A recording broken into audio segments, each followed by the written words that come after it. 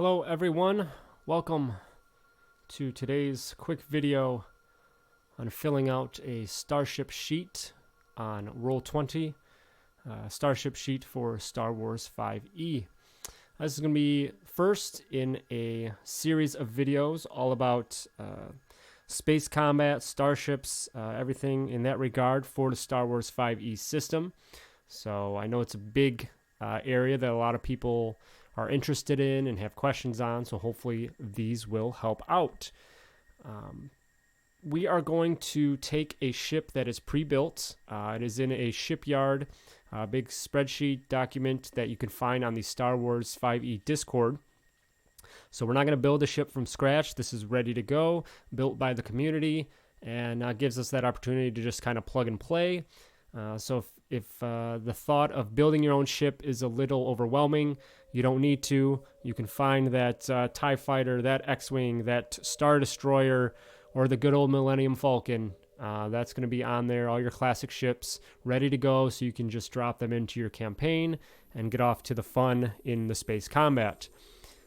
Speaking of that, that's something we'll touch on later. Combat, specific mechanics of how starships work and how the combat works, things like that. So definitely make sure you subscribe to our channel here, Dungeon Jedi Masters, as well as this specific playlist, so you see when those new videos pop up, and you can check that content out.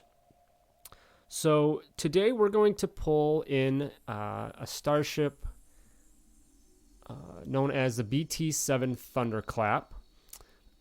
This is looks like it was debuted in a novel, The Old Republic Deceived, but it made its first appearance as the BT-7 Thunderclap, because there was a name change, in the MMO Star Wars The Old Republic, utilized by the Trooper class. So it's a pretty cool looking ship, good size. There's a lot of ways that you can thematically expand this for your Star Wars 5e game. So we're going to use the one, as I mentioned, that is in the shipyard, and just fill that in there. So you should see on my screen the character sheet for Star Wars 5e in Roll20.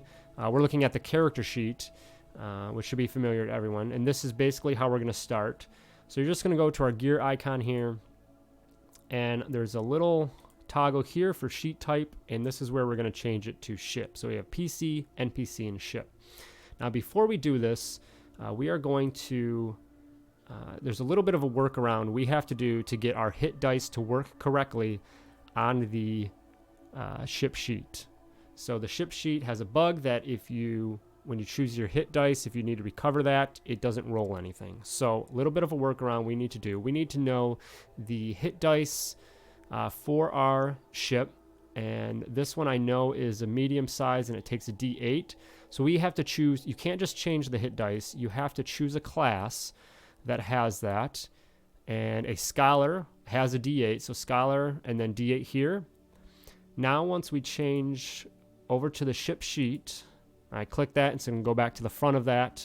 As you should be able to see, it's a little bit simplified than the character sheet. But we can go ahead and let's throw a hit dice on here. Nat 1, rough. But if you can read that, it does say D8. We don't have any con yet, so we didn't get any bonuses. So that's a good roll to start off the video. Yeah, Nat 1, let's get them out of the way. But you can see that the math is there. So that it's working. It's working like it's supposed to. Throw another one out there. There we go. So roll to 4 that time. So just a small workaround you need to do to make sure that works, that functions correctly. You can go back, from what I've seen, you can go back and do this if you need to. So if you're in your ship sheet, you can change that back to a PC, choose your class that matches your hit dice, and then change it back to a ship. And from what I could tell, it does not break anything, change anything between that swap. So if you have to come back, then you're okay with that. So it looks like it might have brought in, I'm not sure why this 2 is filled out here. Maybe that got pulled over, something to do with the Scholar as well, which would be weird. So we'll just have to make sure we clean that up. So I guess keep an eye on that. That looks like a potential side effect. But of course we can change that, so that's easy enough. Anyway, all right, so our size here is a medium. So when you drop that in, that's going to populate a few things: armor class, turning speeds, things like that, that we start off with for this ship. Tier. So this one is a tier 2. So the author of this ship built us up to a tier 2. So there's some bonuses that come with that. Some flavor here. This is built by Rendili Hyperworks. We will throw that in there. And it is the class, according to Wikipedia, says Rapid Assault / Deployment Craft. So we'll just put Rapid Assault. Just kind of some flavor there if you want.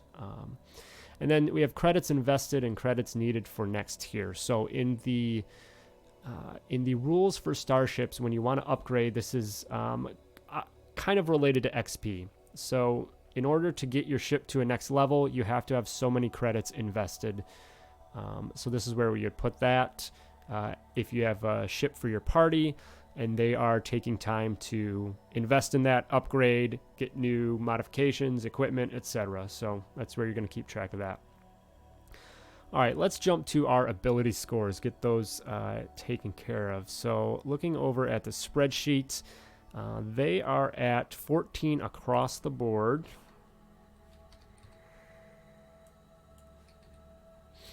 And I do see that it started off 12, 14, 12 for those. And there was an ASI added for strength and constitution. And then one modification gives us a bump to strength as well. So that gives us our 14s across the board. And I'm sure that's involved in the tier upgrading and things like that. But that's a topic for another time when we talk about building a ship. So we're just kind of pulling this information. So we have that. Let's jump over to our shields. Shields and armor. And those are going to be Chapter 5, I believe it is, under equipment. Armor and shields, yep. So there are 3 initial types of armor: deflection, lightweight, and reinforced, and they kind of give different bonuses depending on what you're using. The ship that we have today, our BT-7, they have that as reinforced. So over here in our armor, put that in. AC bonus. So reinforced armor actually is a -1 to your AC. So we're going to drop that down to a -1, turn that on, and then the armor class is going to change to a 7 to denote that.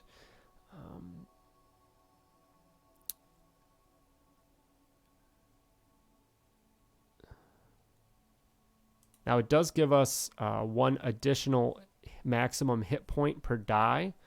So that's going to be that. And let's see, does that help us? It's not upgrading there. So I'll have to figure out how that functions. So I'm not sure if that here. 1 additional maximum hit point per die, per hit die. Moving up to a 9, I would assume, a D9, which is interesting. Something to come back to. For our shields, let's look at our shields. This has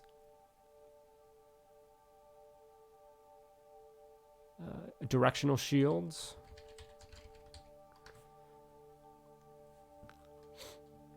So looking at that, it is a ×1 shield capacity. So we'll just put that in there, turn that on, and that's going to put in some numbers here that we need to complete. And then our regen rate is a ×1 as well. So I got that. We can close that off, and that gets that stuff set up. So doing our shield points, our hit points here is 59. So we're starting fresh there, and it did pull over down to here. And then we'll say our current shield points is 59 as well. And this is all per the spreadsheet that we are going off of. And again, so brief touching on the mechanics here, you need to deplete your shield points before you get to your hit points, and at the start of your pilot's turn, you regen at a rate of 8 points per turn. So that is a nice feature, a nice concept of this game. So until you go down to 0 shield points, you don't take damage to your hit points. So that is that. It says that we have 7 hit dice, so we can throw those here. So we have that to keep record of. Our saves for this is Constitution, so we'll adjust that. As I said, it had the dex, and I think that pulled over from the Scholar that we turned on for the hit dice, so just make sure you adjust that. And the pilot, it's pulling over. I'll throw this in here right now at this point. So we are going to add, we're going to say this is for a group of PCs. The pilot character, these are level 5 characters that have the ship, so they have a proficiency bonus of 3, so we're going to adjust that there. And then the specific character, he's at a 17 in his intelligence, so a +3, and he is proficient in piloting, so that gets him a +6 bonus here. So this is going to have an effect on the armor class. And now as I tick this up, 5, 6, click off, and that's going to adjust our armor class. So it's piloting is pretty crucial to your armor class. It really bumps it up to add to those defenses when you get into combat. All right, let's look at these other two here, Hyperdrive and Nav Computer bonus. And so those, I believe we just had the basic. So this actually does have an upgraded Hyperdrive, a class 2. So we're going to put a 2 there. So to calculate your distance here for light speed is your Hyperdrive class is 1 divided by your Hyperdrive class. So this ship can travel at half the speed of light. So if you calculate your distance and say it takes, X light years or however the distance is measured, it takes you twice as long. You start off with a class 15, so it's very slow. You can get all the way up to a 0.5, a half class, and that is going to give you twice the speed of light. So you can move twice as fast if you upgrade to that. And that is something, the Hyperdrive, we can put down here in the modifications, which we'll get to in a second. But this is where you're going to put that here, up in the Hyperdrive class section. And then Nav Computer, that's going to help you calculate, where you're going, make sure you're getting to your coordinates properly. And we have, I think, just a basic one here. So there's no bonus. So we'll just throw a 0 in there. There are +1, 2, or 3 Nav Computers you can get. And that just helps when your operator is making a check to calculate your astrogation. They can get a bonus to that to make sure that you're, getting where you want to go, not running into any asteroids or things like that. So, all right, we have that filled in. I think our saving throws are all set. Again, this all works just like your other sheet. So if you have a throw that you're making, just click those and it's going to turn on. So this is set to always roll both. So I like to have the toggle on. So right here, advantage toggle, and that's going to pop up. So right there, I don't think there's anything else I would need to adjust right here. So we'll go back. So now when I make these rolls, it should roll a single number, nat 20, very nice. And if I need to, I can turn on disadvantage. And when you use the toggle, if you're not familiar with this, if you roll disadvantage, it will highlight the proper number. So in this case, it said 17 because that's disadvantage. Switch over to advantage, con save, and 14 is the higher number, so it highlights that. Just kind of helps distinguish what that does. So that's that toggle. We have the death saves for the starships, destruction saves. So we have that here as needed. Couple spots here for cargo. So basically just sections for equipment.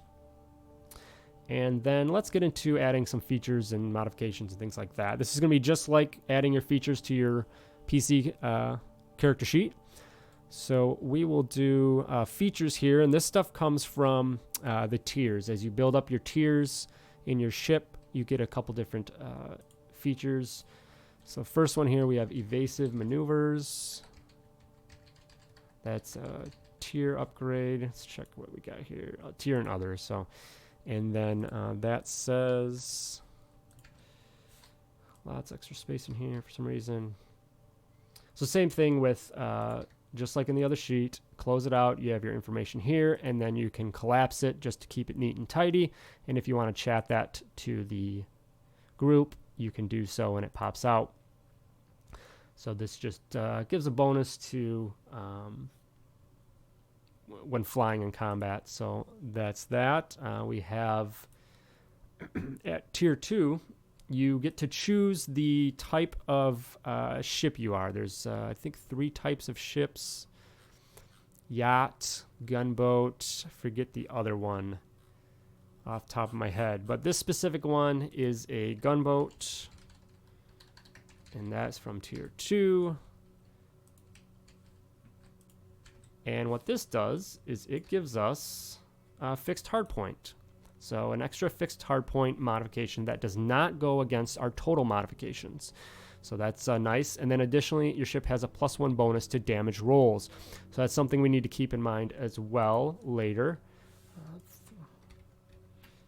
when we get to our weapons, because that'll come into play. So we've got that there. I'll leave that open just to remind us. We have one more feature we'll go ahead and add in here: nimble Starship. That is a tier 2 again, and this is just a feature for one of your deployed people on your ship. Add half your dex modifier to any save throw. It doesn't already include that modifier, so that's nice. Just a nice feature there as needed. All right, let's get to some of the modifications here. So a lot of stuff here. You know, you can kind of whatever works best for you, just so you know like what you need information wise.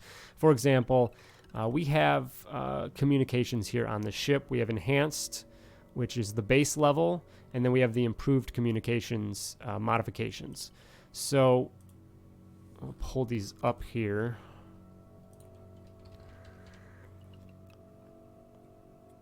It's probably improved communications does have a prerequisite of being tier 2, and you have to have the enhanced communications modifications. So a lot of these mods will have prereqs, so you need to keep an eye out for that.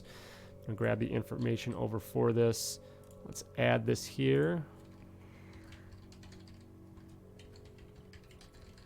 Source, I would say this is an upgrade, and this is an operations type. And throw all this info in here, collapse that, and just tells you that you get some bonuses to you know, the communications when you're using that. I personally probably wouldn't put the enhanced in the lower level. I would just probably replace the upgrade because I don't think there would be a situation where you would revert back to that original one, and then you don't have a bunch of items here in the modifications thing to just clutter the space up. So we got that.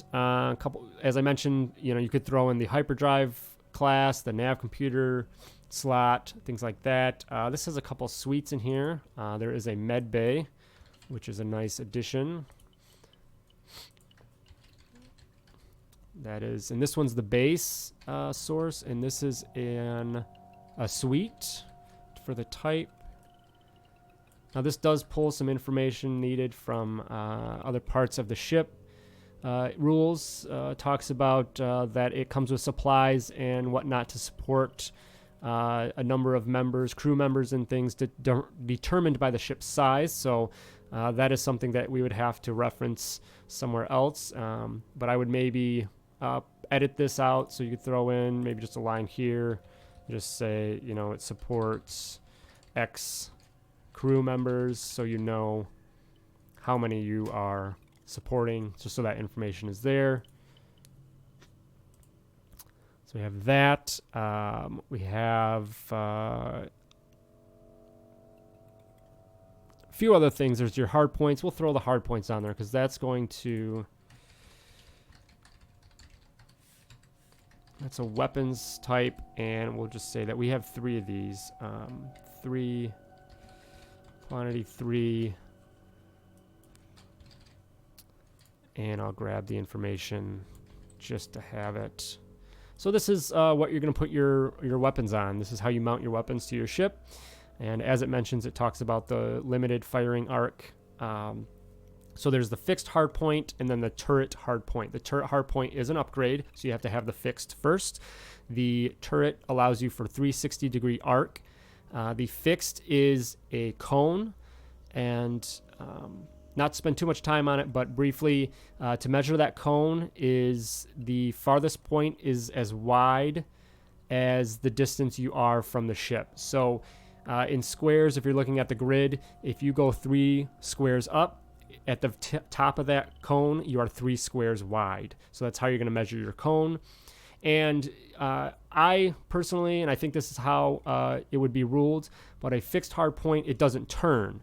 So you kind of need to determine what way that gun, that weapon is pointing from the get-go, and that's what you stick with. So if it's on the front of the ship and it's pointing forward, it doesn't turn and use that cone. It stays there and it just shoots straight out, and it might have that little bit of a turn via the cone, but it's not able to turn otherwise, because you would need that turret hardpoint upgrade. So we'll touch on that a lot more in future episodes, but we have our fixed hardpoints that we need for our weapons. So I won't go too much more into adding this stuff. It's basically adding features and traits, things like that. You just kind of copy that over, look at the Starship rulebook on the Star Wars 5e website, bring that information over, whatever you want, modify it as needed. So let's get to those weapons that we were talking about. So up here in the upper right, we have the attack section. So we have 3 weapons on this guy. Some good options here. So our first one is going to be a primary weapon, a burst laser cannon.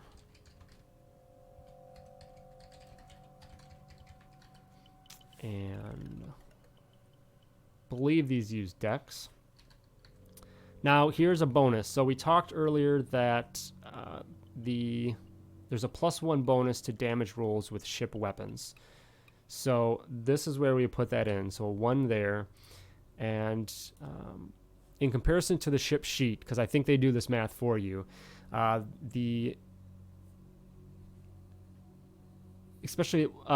is to damage. So that is not, there's nothing there. Getting ahead of myself here. The damage here. So this is a 3d8. Our dex would be 2. And then there is a 1 bonus to that. So on the ship sheet, they calculate this out, and it says damage 3d8 plus 3. So since our dex is 2, we add the 1. That's where we get that plus 3. So you can kind of match that up with the ship sheet and make sure that everything is calculating properly. We know this is energy damage. We need to throw our range in here, which is 300/600. Same thing as blaster weapons in the ground game. You have your max range, and then if you go past 300, you are going to be at disadvantage. 600, past that, you're just you're missing every time. You just can't get past that. So and then this attacks per round has 1, so that comes into play right here for and that is listed up here. Your attacks per round, or number of attacks this weapon can make, is up there as well. So should have everything up there. And we're going to go ahead and throw our gunners in here while we're at it. So we have a level 5 character who's going to man the guns. That's their deployment. They are proficient in martial weapons. So the rules for Starship say if you are proficient in martial, then you're considered to be proficient in these weapons on the ship. So being a +3, that would go into the attack modifier where you add that. And that is going to adjust that. So that takes our attack up to +5. And I'll throw a test roll out here. 13, not the best. Roll some damage. See that functions. So right there. Pretty solid. Pretty good. All right, let's get this next one here. Another primary weapon. This is a heavy laser cannon.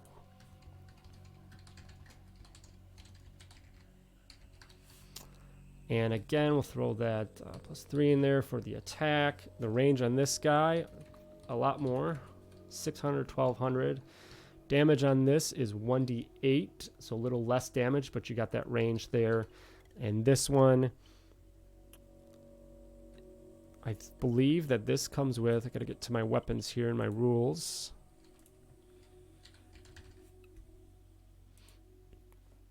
This does have an attack bonus, so when you look up this weapon, it does come with a +1. So on the ship sheet, it says +4. So as I mentioned, it's doing the math for you with the modifier already. So we get a +1 for the weapon itself, and then another +1 for that feature down here, the gunboat. So that's going to put that as a 2, giving us our 1d8 +4. Energy damage on that. There, 1 attack per round, and that fills that out there. So we should be all set up there. Pretty weak hit. Test our damage, and again, as we said, it's a little less, but that is functioning properly there. Last one, this is a tertiary weapon, which is going to be like missiles, things like that. The fourth one, quaternary, are going to be like bombs. The secondary weapons are going to be a railgun type.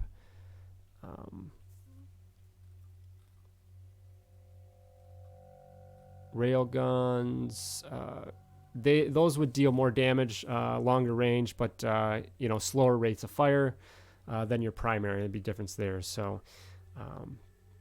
quaternary weapons, as I said, bombs, charges, things like that. So that's cool if you're doing a bombing run. You know, they're going to be slow speed, but definitely going to come with some damage. But then the tertiary weapons, limited use weapons such as missiles and rockets. Long range, high accuracy, massive damage, limited use though, and expensive to obtain. So let's pull this up. We have the cluster missile launcher.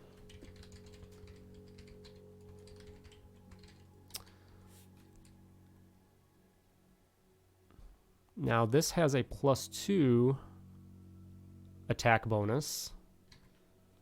And I've got a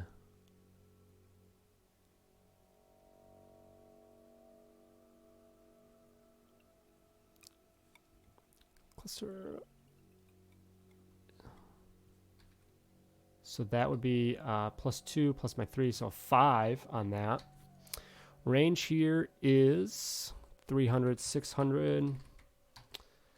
Damage is 2d10 plus our dex plus our 1. We get that. This is energy damage. This has 2 attacks per round, so you get a couple shots there. Now this does have ammunition, so we're gonna put ammo. Reload 8. So just like blasters in the ground game, your blaster, if it has a reload number, that means you get X number of shots before you need to swap out your power cell. For this, it's the ammunition, so we get 8 shots and we have to reload. So I think we're all good there. Let's roll an attack. That works. And fire off. There's our damage. So I mentioned the missiles there.